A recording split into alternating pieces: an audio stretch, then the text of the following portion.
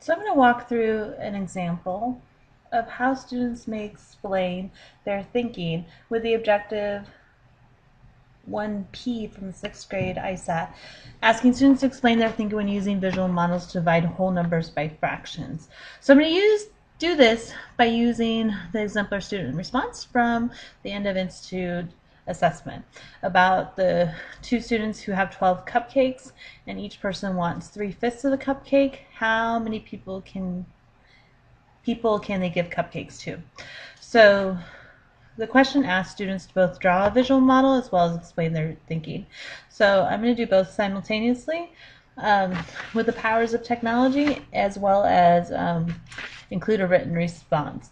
So the first thing that I think about is that I want to represent the 12 cupcakes. So I'm going to do that by drawing 12 poorly executed rectangles here,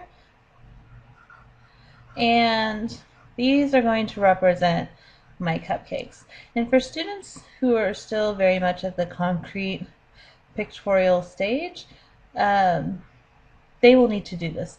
And so there's my 12 cupcakes, and the problem says that I need to divide them into 3/5. 1, 2, 3, 5. So I divide them into 5 equal pieces. And I'm doing my best here to show that they are equal pieces. I think students with paper will do a much finer job than I am demonstrating here. So when I'm having students use pictures for visual models with fractions, I do prefer them to use rectangles as opposed to circles. I find that they are easier for students to split up and to show equal pieces, even though that might not be on display here with the miracle of technology. So notice I've split all 12 of my cupcakes into 5 equal pieces, and I know that I want students to have 3/5, so I'm going to use a different color. I think also many times when I'm working with students on fractions, having access to a different color is really helpful. I prefer using colored pencils in my classroom so that students can show the distinction between the different parts. So I just fast forwarded there so that you didn't have to watch me color in 3/5 on each of those 12 cupcakes. And so now that I have that represented, so far I know that I can feed 12 people, because that's what my picture represents, but I have a lot of extra pieces left on my cupcakes. Precisely, I have 2/5 left on each of them. So if I were to count those up, 2/5, 4/5, 6/5, 8/5, 10/5, 12, 14/5, 16/5, 18/5, 20/5, 22/5, and 24/5. So I have 24/5 size pieces left over, and I can actually decompose that into those 3/5 size pieces that my friends want. And so another way that I can represent 24/5 is 3/5 plus 3/5 plus 3/5 plus 3/5 plus 3/5, and I'm going to do this 8 times. So I have 1, 2, 3, 4, 5, 6, 7, 8 of those 3/5 size pieces, and so that means I can feed 8 more people with my leftovers shown in my picture. And so in total I can feed 20 people with those 12 cupcakes, with each getting 3/5 size pieces. So another way that I can represent my thinking using a visual model is with a number line. So I'm going to draw my number line. to represent my 12 cupcakes. Notice I'm starting at 0 to 12, and I'm going to split it up.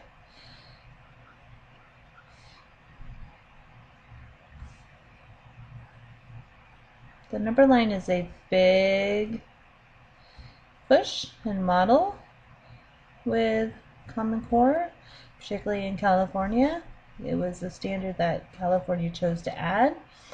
And students will be seeing it throughout their elementary education and really start seeing it, in particular applied to fractions, starting in 3rd grade.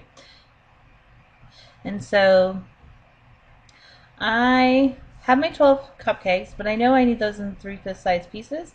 So I'm actually going to split my number line up into each of these units into fifths, because I know I need 3/5 for each one of those pieces. I'm doing my best here to show that they are equal. That is a very important concept that students have, that those fractions are equal size pieces. So I'm doing my best here to represent that. So now that I've split my 12 cupcakes here into 1/5 size pieces, so that I can do 3/5. Now that I have my number line showing 12 cupcakes all split up into 1/5 size pieces, so that I can give each one of my friends 3 of those 1/5 size pieces, I'm going to use my number line to count up. So I'm going to start at 0 and count up to 3/5. So that's one friend I can feed. 1, 2. That is a second friend I can feed. 1, 2, 3. There's a third friend. There's a fourth friend.